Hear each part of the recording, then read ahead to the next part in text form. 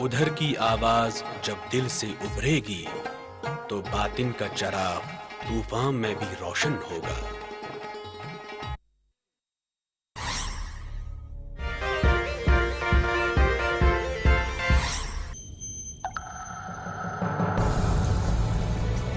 Hello, dear friends. Welcome again in the second lecture of the title Power Sharing.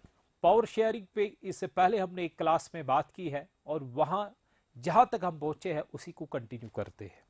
तो power sharing में next हम जो यहां सीखने वाले हैं, आप देखिए, अगर हम इंडिया में या किसी भी कंट्री में अगर हम देखते हैं government, we know government has different organs, इसके अलग अलग ऑर्गन्स है।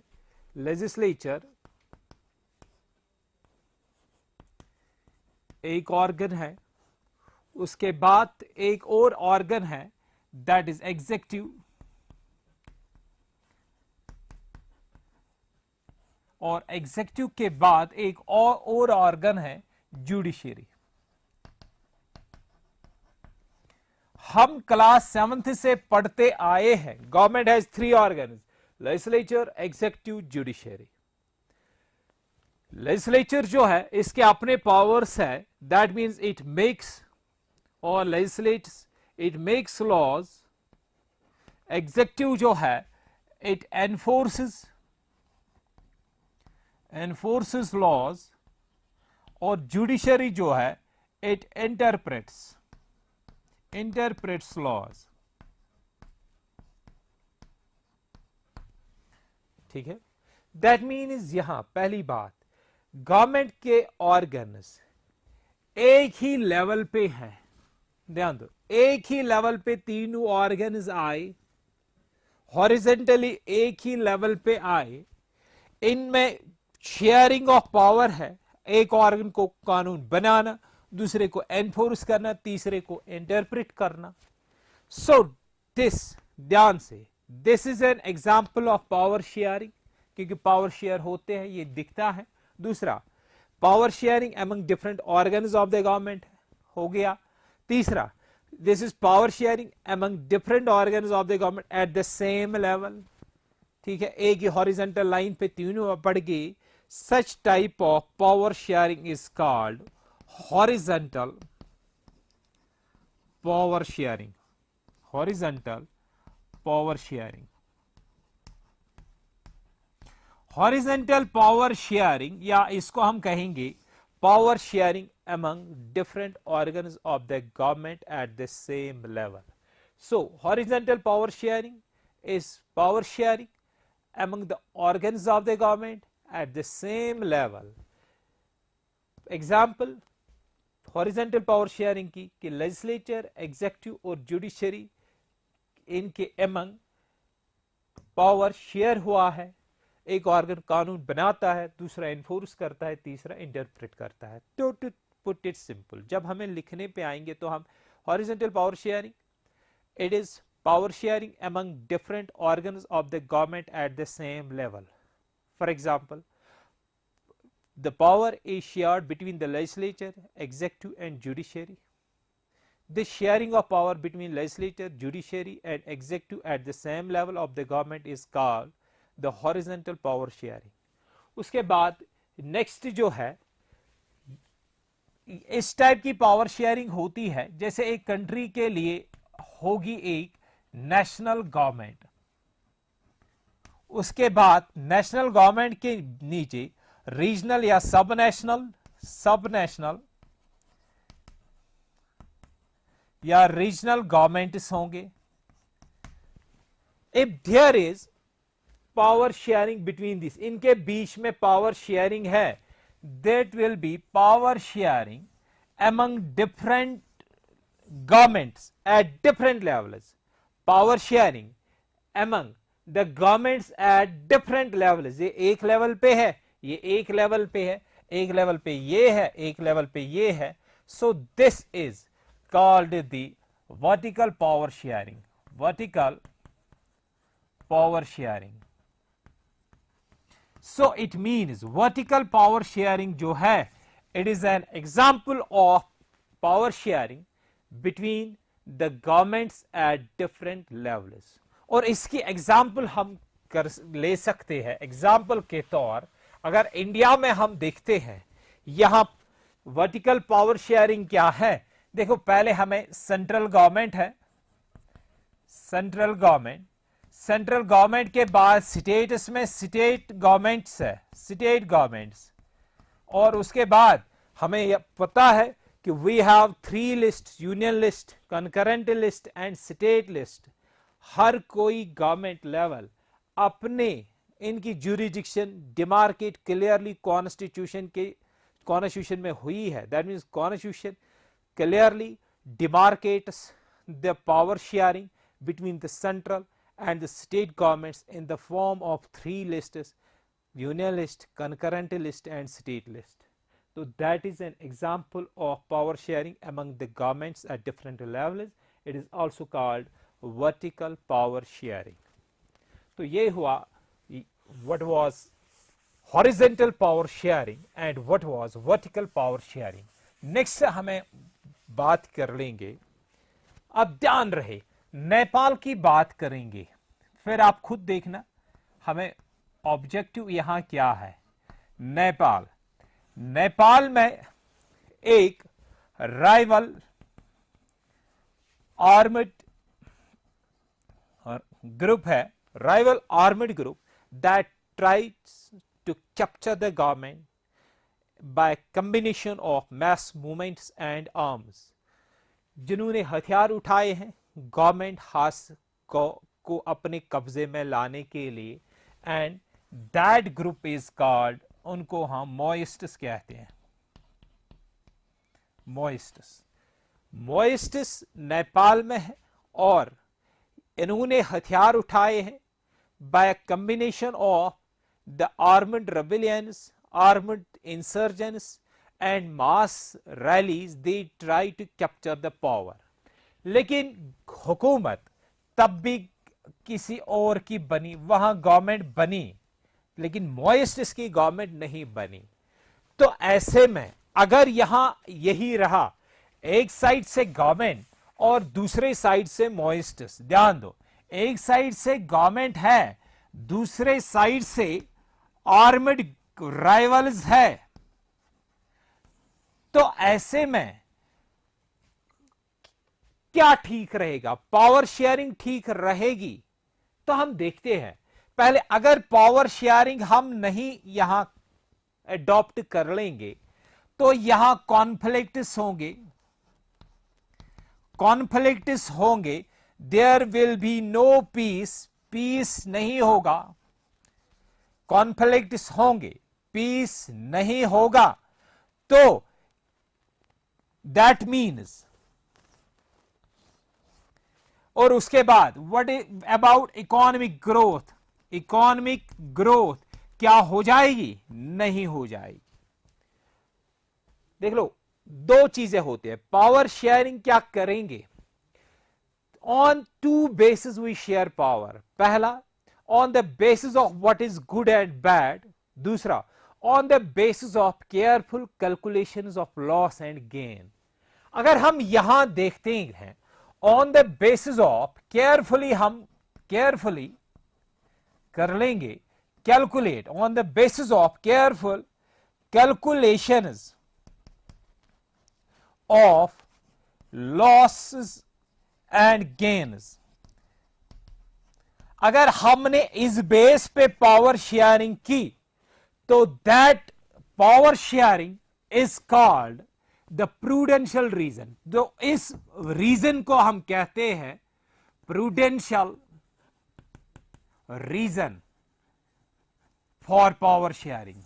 It means, prudential reason means that reason which has been because of careful calculations of gain and loss, और वो दूसरा reason which is because of what is good and bad, that is called moral reason. तो यहां जो नेपाल में है, अगर हम moral reasons देखेंगे, मॉरल रीजन में हम क्या देखते हैं? क्या ठीक रहेगा क्या गलत रहेगा? अगर इस रीजन पे देखते हैं तो पावर शेयर करना एक आर्म्ड ग्रुप के साथ वो ठीक नहीं है. That means morally there should not be any power sharing in Nepal. लेकिन if we calculate the losses and gains in Nepal, so basis on this thing there should be the sharing of power in Nepal. और ऐसा ही नेपाल में हुआ. तो that means power sharing in Nepal जो हुई है between the government and the Maoists, that is an example of moral reason. So moral reasons are based on careful calculations of losses and gains. ठीक है. और moral reason क्या है? moral reasons are based on what is good and bad. ठीक क्या है, गलत क्या है. अगर हमने ये रीजन लिया then it is a moral reason. ठीक है. उसके बाद मॉरल प्रूडेंशियल रीजन को लेके पावर शेयरिंग कहां हुई? इन नेपाल बिटवीन गवर्नमेंट एंड मोइस्ट्स. और मॉरल रीजन आप देखिए, डेमोक्रेटिक कंट्री लाइक इंडिया की बात करते हैं, we claim that there is power sharing and behind that power sharing is moral reason. So power sharing in India, जैसे इंडिया में लोकसभा में reservation for SCs and STs, that is a moral reason. India में local bodies में 1/3 reservation to women, that is moral reason. और चाहे prudential reason हो चाहे moral reason हो, दोनों कहीं ना कहीं they lead to sustained peace, they lead to a decline in the conflicts, they lead to a decline in the chances of outbreak of this civil wars. तो power sharing से फायदे क्या है वो ऑलरेडी एक क्लास में हुआ है, या हमें जस्ट बोलना था what is prudential, what are the prudential reasons and what are the moral reasons. Prudential reasons में हमने लिखा based on the careful calculations of loss and gains. Prudential reasons की example हमने दी. It is because of a prudential reason is that in Nepal power was shared between the government and the Maoists. और यहाँ हम it led to a reduction in conflicts between the government and the Maoists. और यहाँ it led to peace, कुछ हद तक वहां piece रहा. ठीक है. अब चाहेंगे इस moral reason में what are the moral reasons. तो moral reason की पहले ही एक definition में हमने दिया कि these are those reasons which are based on what is good and what is bad. अब देखिए moral reasons में लीजिए, अगर हम एक डेमोक्रेटिक कंट्री लेंगे, डेमोक्रेटिक कंट्री, तो डेमोक्रेटिक रूल जब वहां लगता है, वहां लोग हैं which are affected by the existence of the democratic rule. वहां लोग हैं who have to live with those effects. That means democratic rule में हम क्या करते हैं? There are people, वहां लोग हैं who are affected. There are people who are affected with its exercise. Democratic rule exercise होता है. इस exercise democratic rule की वजह से जो लोग affect हुए, and there are people, यही लोग हैं who have to live with, people who have to live with those effects, उनको इन effects के साथ रहना है. That means हुकूमत डेमोक्रेटिक रूल है, हुकूमत बनी, डेमोक्रेटिक रूल लगाया, जिन पे इनका इफेक्ट पड़ा, जिन लोगों को इन डेमोक्रेटिक रूल्स के साथ रहना है, चलना है, इनको ओबे करना है. अब अगर बेस्ड ऑन दिस थिंग क्या यह सही रहेगा कि इनके साथ पावर शेयर किया जाए? यस, अगर हम बोलेंगे इज इट गुड और bad to share power with such people who are affected by its exercise? Is it good to share power with those people who have to live with those effects? So we can say that yes, power should be shared. Power should be shared with those people. That means, तो यहां that means लोग जिन पे democratic rule enforce किया जाएगा उनके साथ power share करेंगे तो डेमोक्रेटिक रूल एक सक्सेस बन सकती है। पावर शेयर उनके साथ नहीं करेंगे, it will not be good, वो ठीक नहीं रहेगा, क्योंकि लोग जिन पे आप हुकूमत करते हैं उन्हीं को जब आप अथॉरिटी नहीं दोगे, that means they have the right to be consulted at decision making. तो पॉलिटिकल साइंटिस्ट इसको कहते हैं power sharing is the soul of democracy. Political scientists ने पावर शेयरिंग को करार दिया है सोल ऑफ डेमोक्रेसी। और नेक्स्ट हम देखते हैं इसी में एडम गिलक्रिस्ट की डेफिनेशन डेमोक्रेसी। एडम गिलक्रिस्ट बोलता है डेमोक्रेसी, ध्यान दो, democracy is the form of government wherein people themselves decide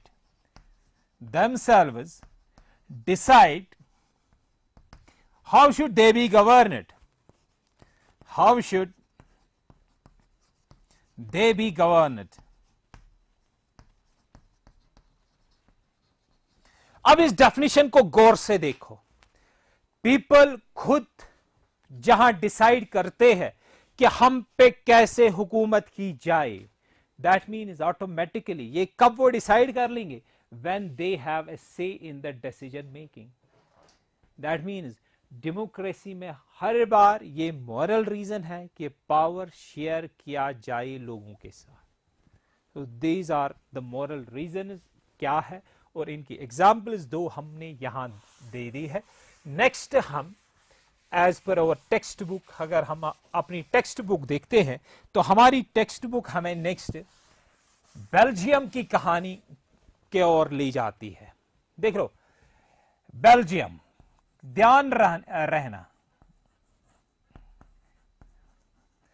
Belgium is an European country, एक यूरोपियन कंट्री है। यूरोप के मैप पे अगर देखते हो एक छोटी सी कंट्री है जिसको एक साइड से जर्मनी है और यहां साइड से इसको फ्रांस है। यहां इस बेल्जियम की बात हम करते हैं, और याद रहे इस बेल्जियम की जो कैपिटल है, कैपिटल वो है Brussels.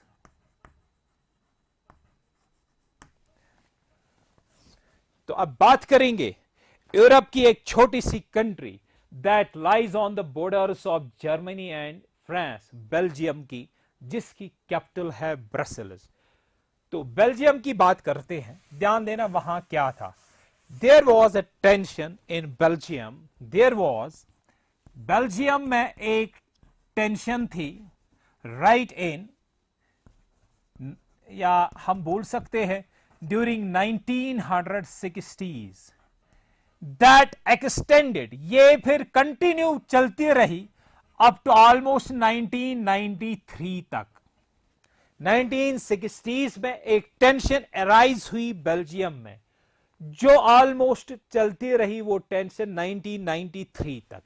And what was that, ध्यान रहे, बेल्जियम में फ्रेंच स्पीकिंग लोग, फ्रेंच स्पीकिंग पीपल थे, फ्रेंच स्पीकिंग, और दूसरे साइड से थे डच स्पीकिंग।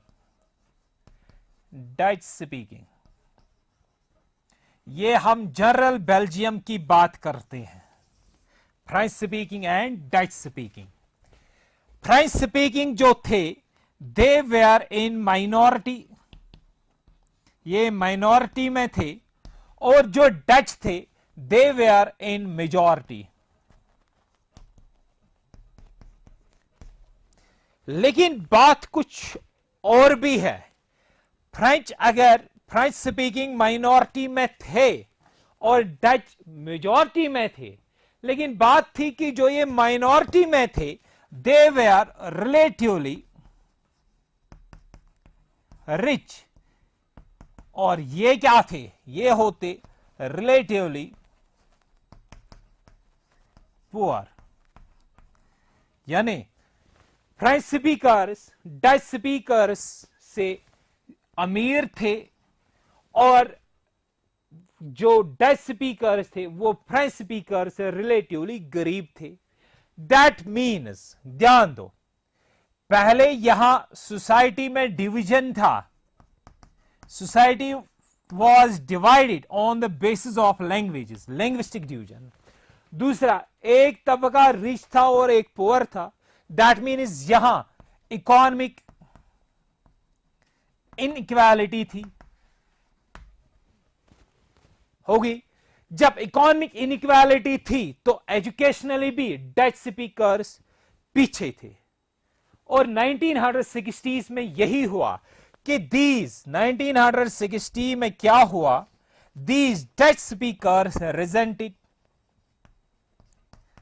इन्होंने इसके खिलाफ आवाज उठाई कि we are in majority, why are we economically weaker section, why are we relatively poor, why are we educationally backward compared to French speakers।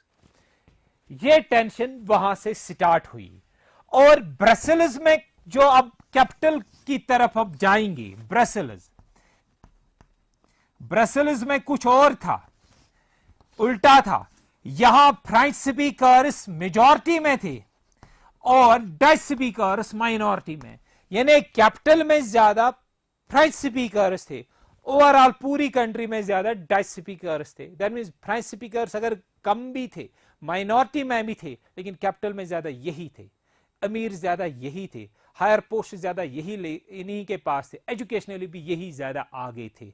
और because of this thing Dutch speakers resented, Dutch speakers की ये demand रही, tension continue रही, और as a result 1917 से 70 से 1993 तक, 1970 से 1993 तक बेल्जियम में क्या हुआ, वहां की जो कॉन्स्टिट्यूशन है, कॉन्स्टिट्यूशन दैट वाज अमेंडेड, उसमें चेंजेस लाई गई, अमेंडेड 4 टाइम्स। कॉन्स्टिट्यूशन में 4 बार अमेंडमेंट हुए, और इस अमेंडमेंट में क्या हुआ, सेंट्रल गवर्नमेंट जो है, सेंट्रल गवर्नमेंट में रखा गया equal number of ministers, equal number of ministers of Dutch and French speakers. यानी सेंट्रल गवर्नमेंट के मिनिस्टर्स में जितने डच स्पीकर्स मिनिस्टर रहेंगे उतने फ्रेंच स्पीकर्स भी रहेंगे। नेक्स्ट, कुछ स्पेशल लॉज के लिए रखा गया, स्पेशल लॉज के लिए रखा गया कि इनको तब पास किया जाए when these will get the support of majority from each linguistic group. यानी ये लॉ तब पास होंगे जब डच स्पीकर से भी इसको मेजॉरिटी मिले और फ्रेंच स्पीकर मिनिस्टर से भी मेजॉरिटी मिले। इससे क्या हुआ, कोई एक कम्युनिटी यूनिलैटरली कोई डिसीजन नहीं ले पाई। यहां एक और चीज ये हुई कि बहुत सारे सेंट्रल गवर्नमेंट के पावर स्टेट गवर्नमेंट्स को दिए गए। So more powers to state governments.